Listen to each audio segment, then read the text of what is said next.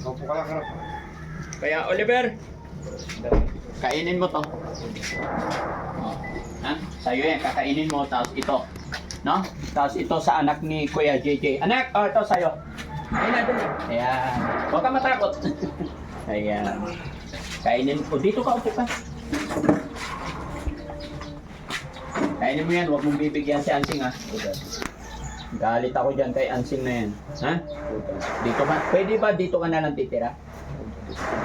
Pwede din. No? Kainin mo to, ha? Hinugasan ko na to. O, para maganda, hugasan ko na lang ulit. Huh? Para kakain ka. Para hindi ka nagkakasakit. Ha? Ganda ng kotse. Ha? Ganda ng kotse. Maganda yung kotse. Kala ko yung brake ang maganda. Yung kotse pala.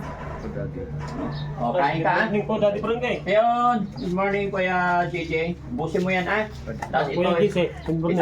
itago mo lang. Mamaya ulit kakainin mo, ha? Para mawala yung sakit mo. O, dali. Masarap? O, dali. Very good, Apir. Ingat ka dito, ha? O, dali. Yan. Pinapakain natin ng prutas si Kuya Oliver, mga kababayan. Para hindi siya magkasakit. No? Hindi mo na pupunta dun kay Ansing kasi high blood na naman ako. No? Kaya buti na lang pagdating, nadatnan ko si Kuya Oliver dito sa bahay ni Kuya JJ. No? Ubusin mo yan, ha? Ayan. Sige, very good. Alis na ako. Salamat! Salamat, salamat. God bless. Kain ka lang. Binili ko talaga itong mga kababayan, kaya lang 2 piraso lang kasi yung nadaanan kong pinagbilhan. Mahal, kaya yung isa bigay ko sa anak ni Kuya JJ, yung estudyante ni Kuya JJ. No? Alis na kami, ha? Okay, bye-bye. Klaseng kala niya Ate Ansing kasi. Dito nilalagyan ng kahoy. Doon pala bus eh. Ano, dapat dito. Mali pala Ate Ansing yan eh. Kasi yan. Ha? Iba. Eh, sige nga, o, sige ganyan. At di sunog, dito yung sunog.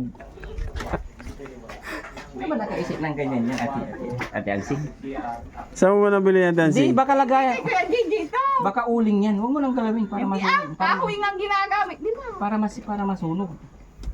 Oh, pwede na. Pwede na. Hindi sa susunod dito. Saan? Ano dito? Yan. Ay, kung susok-sok dyan. Mm. Ibang klase yan Ate Ansing ah. Ibang klase yung binili niya. Hindi ganun. Maganda yan kasi hindi siya ano sa kaldero. Pero hindi ganun eh. Dapat dito yung ano oh. Dito yung botas. Oo. Iba nga yung binili niya. Pang uling siguro yan. Hindi yung pang kahoy. Asan natin? Itong mga viewers natin, kung ang gamot sa mga asawa natin, halimbawa, pag-uwi natin, siyempre pag-uwi natin, pagod yung mga asawa natin, di ba? Sabi ng karamihan, ang gamot sa asawang pagod, pera. Di ba? Pag galing natin ng trabaho, bigyan natin ng pera asawa natin, tatahimik na. Ano naman ang gamot sa lalaking asawa? Pagpagod. Di ba? Pagod kasi ako eh, na-stress ako kay Ansing kahapon. Aga-aga guys, pagod ako. Di ba? Yun lang po yung tanong ko. Kung mga asawang babae, pagpagod, pera ang gamot, ano naman po ang gamot sa asawang lalaki pag umuwi ng bahay at pagod? Kasi na-stress talaga ako kahapon kay Ansing. Paki-comment nyo nga po dyan mga kababayan. Maraming salamat. Good morning and God bless.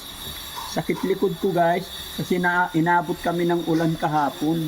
Tapos napagod ako kay Nanay Ansing. Maraming salamat po. Paki-comment nyo lang dyan kung ano yung gamot talaga sa asawang lalaki pag pagod. Salamat. Bye-bye. Asawa mo? Tatrabaho po. Saan? Nasa construction. Sa construction? Opo. Baka magalit yung asawa, kikis-kis ka. O, bibigyan kita pang ano nyo ha?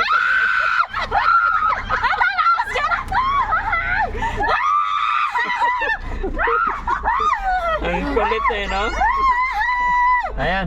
Kasi nakita ko mga kababayan, ang saya niya, nakita niya Team Daddy Frankie. Oh. Ate, naka-video ka, i-upload ko to, okay lang. Mapapanood ng asawa mo. Ano sabihin mo sa asawa mo? I love you, mahal!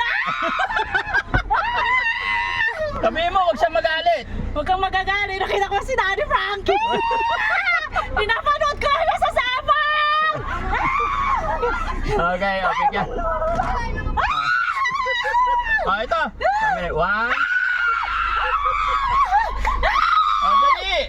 2, 3, 4, 5, 6, 7, 8, 9, 10.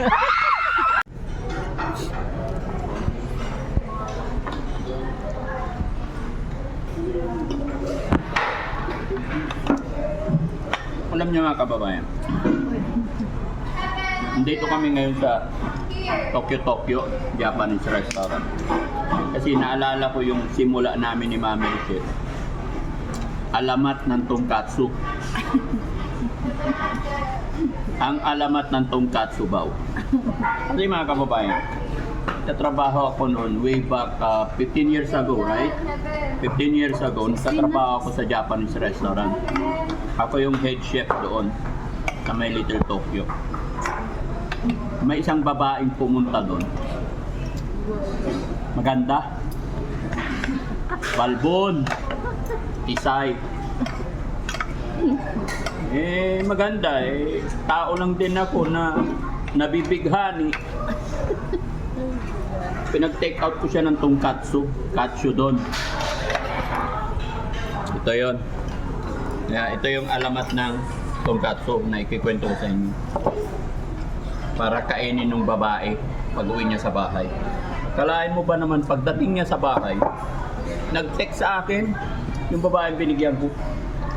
Sabi pa naman sa text eh, Chef!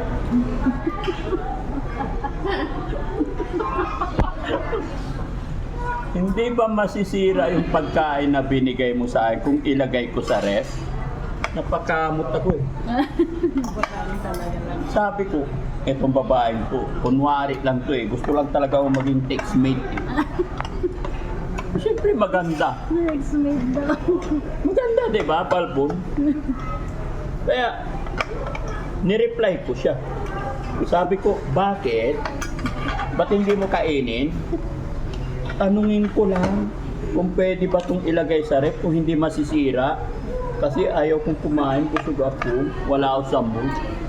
Alam ko na, nagpaparamdam ko. Ala, nagpaparamdam.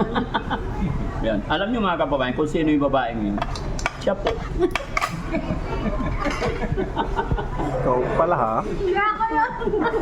Siya po yun. Di ba? Nagtatanong-tanong pa siya. Yung pala gusto lang niya ako maging textmate.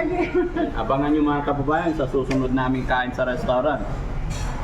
Ito tuloy ko yung kwento ng alamat ng katsu doon. Maraming salamat. God bless.